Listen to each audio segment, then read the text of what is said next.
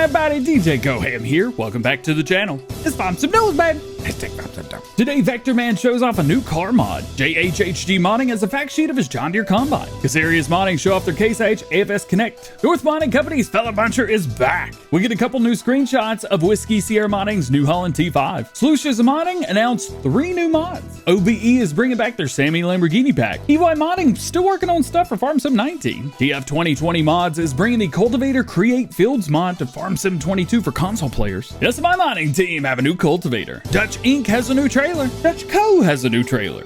Plus, Oxygen David's got a ton of new information and screenshots from his first map, Calmsden Farm. Just check it out. Starting off today with a new car mod from Vector Man, the Lizard Continental. Here we've got a fact sheet style pick from him to show you guys, so let's check it out. This is going to cost you $35,000, has different engine options ranging from 200 horsepower up to 300 horsepower. Does have an automatic transmission, which is surprisingly the most rare style of transmission at Farm Sim 22. It's going to hold 85 liters of fuel, travels at 81 miles per hour or 130 kilometers per hour, weighs 2,700 kilograms. From the looks of it, this mod is currently with Giants awaiting testing. Next up from JHHG Modding, we've got another fact sheet style thing for you guys today. This time of his John Deere S600 series combine harvester and the corn header to go along with it. The S600 series is going to cost you $198,000, has 547 horsepower with a variable ProDrive XL transmission from John Deere. It's going to hold 1,250 liters of fuel, which is perfect for those all-day harvesting sessions. You're going to be able to travel at 20 miles per hour when you're not harvesting for 32 kilometers per hour, which ain't bad at all. There's going to be different capacity options for the tanks, ranging from 10,550 liters all the way up to 17,629 liters. You're going to be able to hold wheat, barley, oats, canola, sorghum, sunflower, soybeans, and corn. Does it all, weighing 17.5 tons. Not bad. As far as the John Deere 616C, 716C corn head, it's going to cost you $89,000, working width of 12.3 meters. Love it. Got a working speed of 6 miles per hour, 10 kilometers per hour, nothing different there. We'll harvest sunflowers and corn. I need to breathe.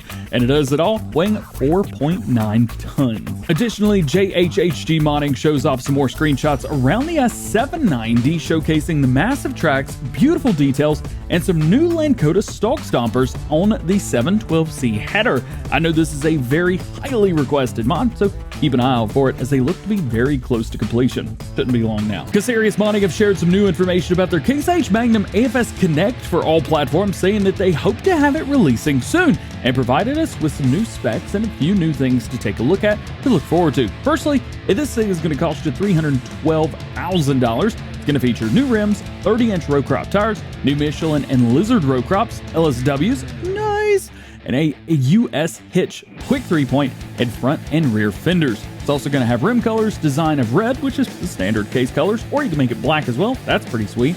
You got Kinsey monitors, door animations, and a steering base animation. Oddly, NEFG or Northeast Farm Group have also shown off some pictures of what look to be the exact same tractor. Now, I know these guys have worked together in the past, so I figure that's what's going on here. However, they haven't said if that's actually what's going on here or not, so I guess we're just gonna have to wait and see. North Modding Company show off a few new screenshots of their John Deere 959M Feller Buncher for Farm Sim 22, answering the question, will it be returning? I think the answer is very clear here, but other than that, these screenshots are all we have to go off of.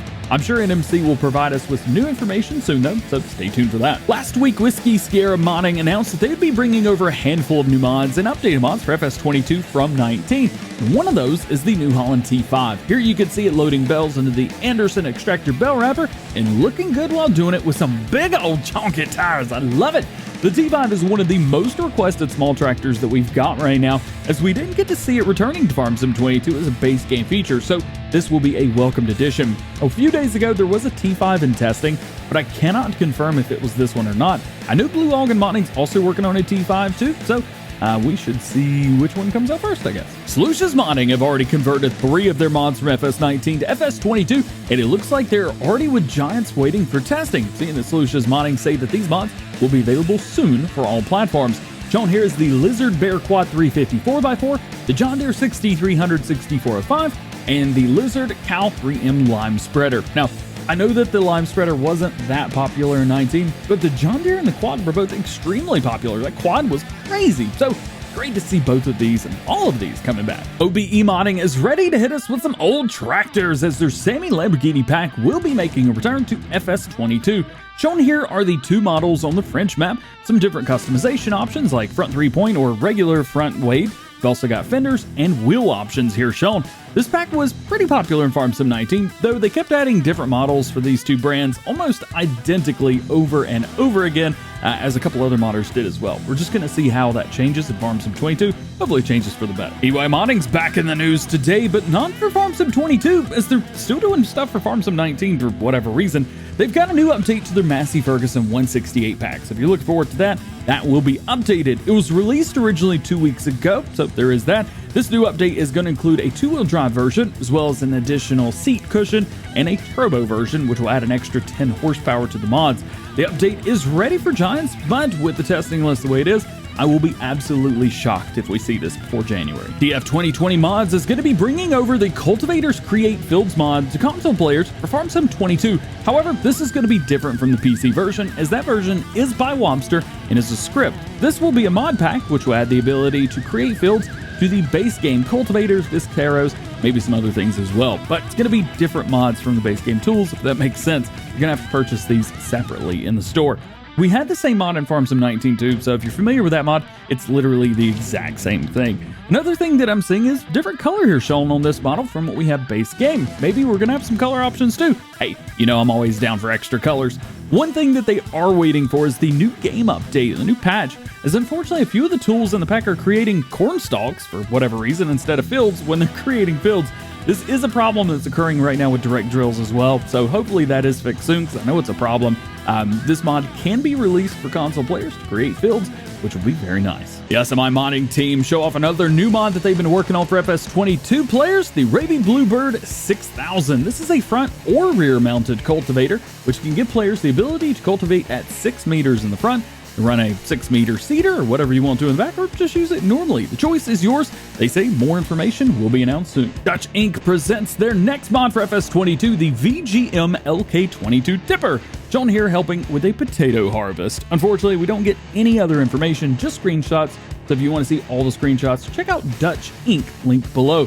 One thing I will say is I don't believe VGM is a licensed brand, so console players probably won't be seeing this one. The other Dutch modding, Dutch Co, also shows off a trailer today, but this one is their auto load trailer from FS19, which just released like a month ago or something like that. Here we can see the auto loader version with 26 round bells, and they look like to be the larger 180 centimeter bells as well. It's pretty cool to see, and I love seeing auto load trailers for you guys. It makes stuff so easy.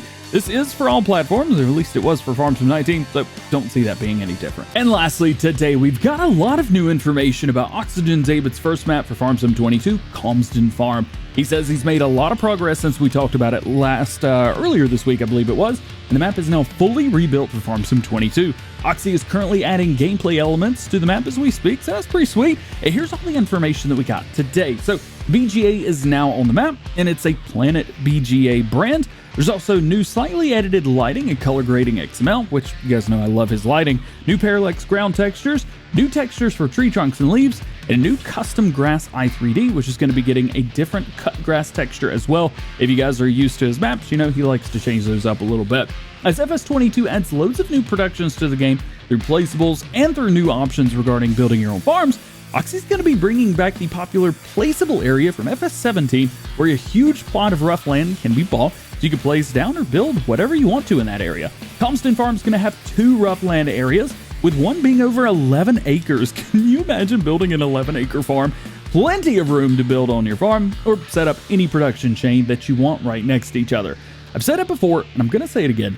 Calmsden is looking great and is already the most anticipated mod, or map rather, maybe even everywhere, for Farm Sim 22. Oh yeah, and he's going for a bit of a different look for the PDA than we've been used to seeing with the 3 base game maps. Since it's got a big different 4K template, he went for more of a map on a tabletop look. I think this looks great. It's definitely different. And additionally, he has added the sheep and chickens onto the map. So it's coming along very, very quickly. I cannot wait to play on this map once it's out. And I can't wait to eat, I guess? I don't know, I'm really hungry right now. Let's get this over with. Just like every episode of Farm Sim News, links to all topics discussed today can be found in the description below. There's no release dates for mods, so myself nor anyone else knows when any mod is going to be released. If I did not talk about something that you're interested in or curious about, that just simply means that there's no new information at the time of recording this video.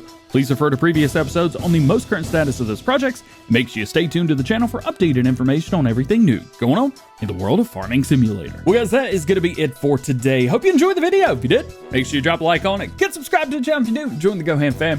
Make sure you turn your notification bells on as well so that you never miss daily Farming Simulator videos here on the channel. Videos every day. Let's go. All being said, hope you have a great day.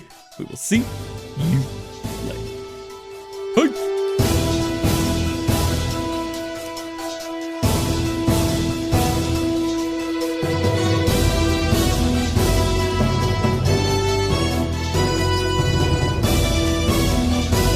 For real though, videos every day. Do you know how hard it is to work 7 days a week? That's alright, it's fun.